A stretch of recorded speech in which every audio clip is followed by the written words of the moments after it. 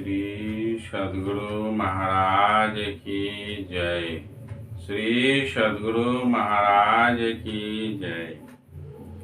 पिछले वीडियो में हम लोगों ने देखा शिवनारायण स्वामी के शिष्यों के बारे में चर्चा करनी थी।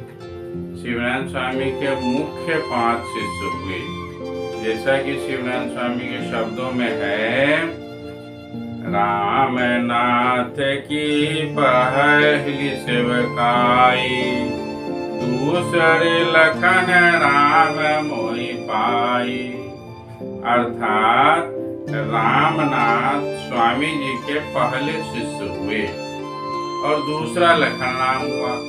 तो मैं रामनाथ सिंह के बारे में विशेष चर्चा कर रहा हूँ। रामनाथ सिंह शिवनारायण स्वामी के प्रथम शिष्य थे, पहला शिष्य थे। इनका जन्म परसिया गांव में हुआ था, जो कि चंद्रवार से लगभग 1.5 मील की दूरी पर है, अर्थात चंद्रवार के अगल बगल ही थे। उसके वंशज आज भी परसिया में वर्तमान हैं, मौजूद हैं।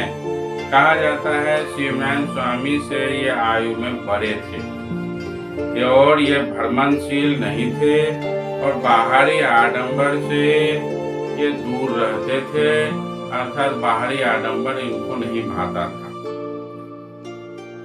इन्होंने भी शिष्य बनाया। उसका एकमात्र शिष्य गेंदा सिंह हुआ। उनका अर्थात रामनाथ सिंह का देहांत संवत 1854 ईस्वी में, जो कि सन 1797 ईस्वी में 1797 में हुआ। ये परसिया में उनकी समाधि बनी हुई है। जो लोग परसिया जाते हैं उनकी समाधि को देख सकते हैं।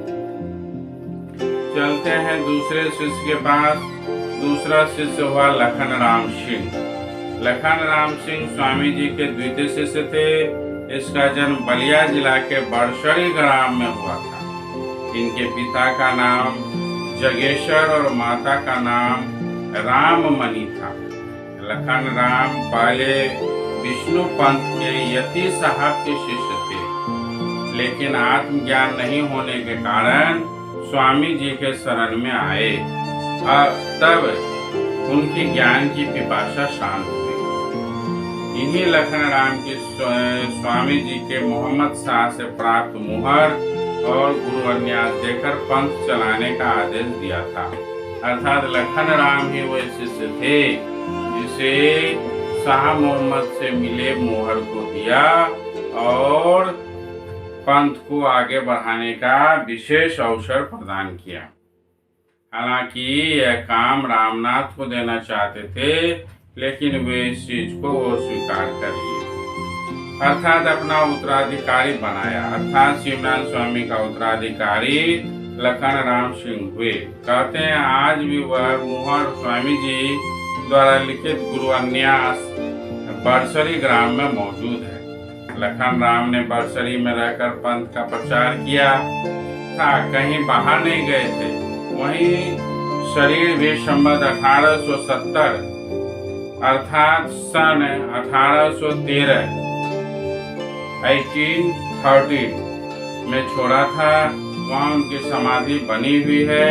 उनके वंशज आज भी मौजूद हैं। इनके शिष्य का कोई उल्लेख नहीं मिलता है। तीसरा शिष्य हुए सदाशिव। सदाशिव चूंकि अपने समय में कुछ चमत्कार कर गए, इसलिए उसकी चर्चा हम बाद में करेंगे एक अलग एपिसोड में। अभी हम लोग आगे बढ़ते हुए चलते हैं। उसके चौथे शिष्य लेखराज के बारे में जाने। लेखराज स्वामी जी के शिष्यों में चौथे शिष्य थे। ये चंद्रवार में रहते थे। बाद में किसी कारणवश चंद्रवार से जाकर दक्षिण पश्चिम लगभग 2 कोस की दूरी पर अवस्थित गांव कूप में बस गए। उनके वंशज अब कोई नहीं है।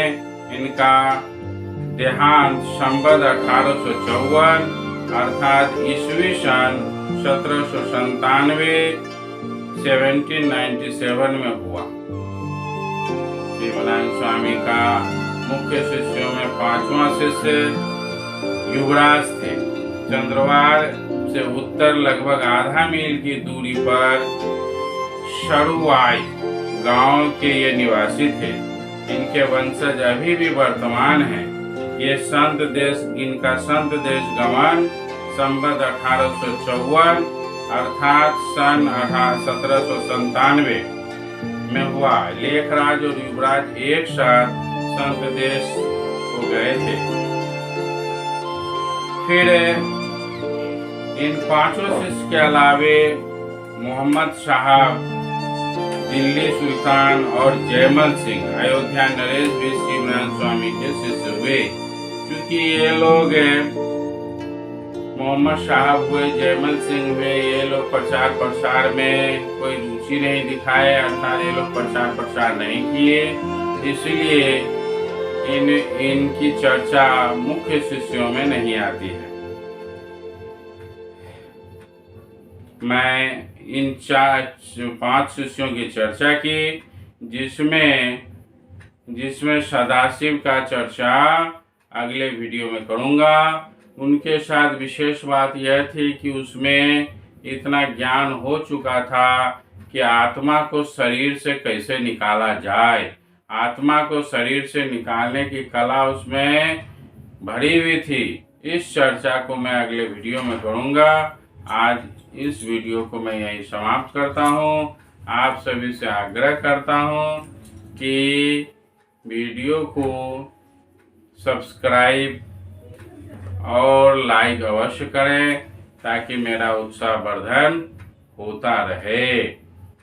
जय गुरु संतपति, जय गुरु संत।